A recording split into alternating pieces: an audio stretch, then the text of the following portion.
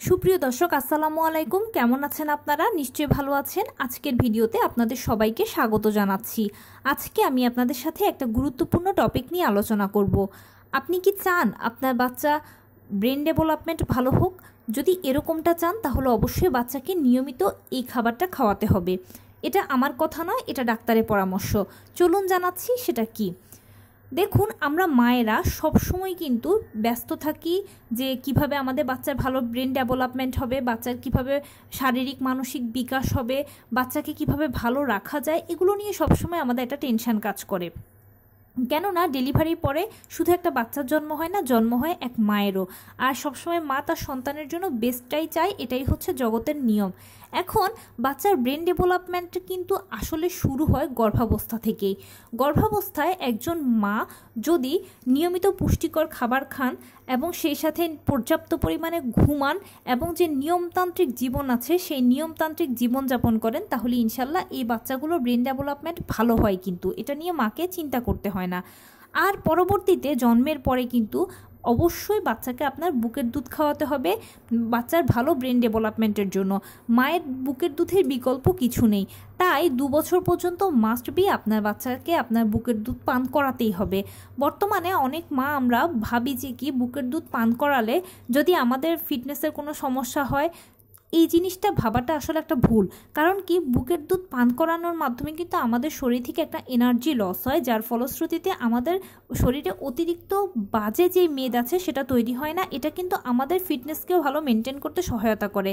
Plus মায়ের বুকের দুধ থেকে অনেক ভালো উপাদান আছে যেগুলো বাচ্চাকে রোগ জীবাণুর হাত থেকে রক্ষা করে। বাচ্চার ব্রেন ডেভেলপমেন্ট নয় শুধু, বাচ্চার শারীরিক মানসিক সব ধরনের বিকাশে এটা উল্লেখযোগ্য ভূমিকা পালন করে। তাই প্লিজ মায়ের বুকের দুধ অবশ্যই বাচ্চাকে পান করাবেন। বুকের দুধ পান করানো বন্ধ করা যাবে না।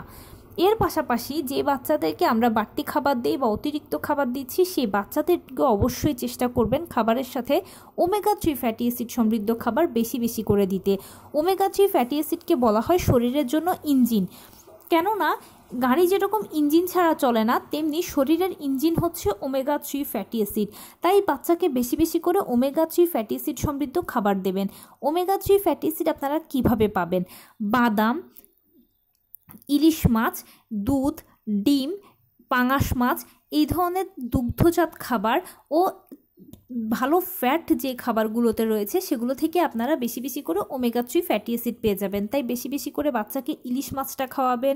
যেসব বাচ্চারা বাদাম খেতে পছন্দ করে তাদেরকে আপনারা মুঠি মুঠি করে বাদাম খেতে দেবেন।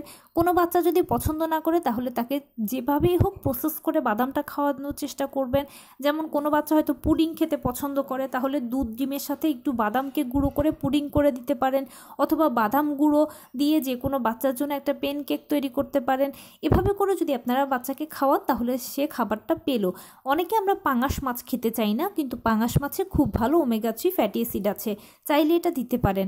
দুধ ডিম তো আদর্শ খাবার, এটার তো আর কোনো বিকল্প নেই। অবশ্যই বাচ্চাকে দুধ, দুগ্ধজাত খাবার যেমন দই, পনির এগুলো খাওয়ানোর চেষ্টা করবেন। প্রতিদিন একটা করে ডিম খাওয়ানোর চেষ্টা করবেন। ডিমে ভিটামিন এ আছে, বিভিন্ন ধরনের উপাদান আছে, কোলন আছে যেটা বাচ্চার হাড় গঠনে সহায়তা করে। এবং তার পাশাপাশি যদি সম্ভব হয় তিসির তেল যদি বাচ্চাকে দিতে পারেন, সেটা আরও সুপার ফুড ওমেগা 3 ফ্যাটি অ্যাসিডের জন্য। এই খাবারগুলো অবশ্যই বাচ্চাকে আপনারা নিয়মিত খাওয়ানোর চেষ্টা করবেন।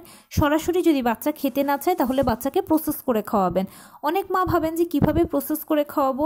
প্রথমে আপনাকে আইডেন্টিফাই করতে হবে আপনার বাচ্চা কি খেতে পছন্দ করে। কিছু বাচ্চা আছে ভাত, খিচুড়ি এই টাইপের খাবার খেতে পছন্দ করে, ভাত খিচুড়ির সাথে দিন।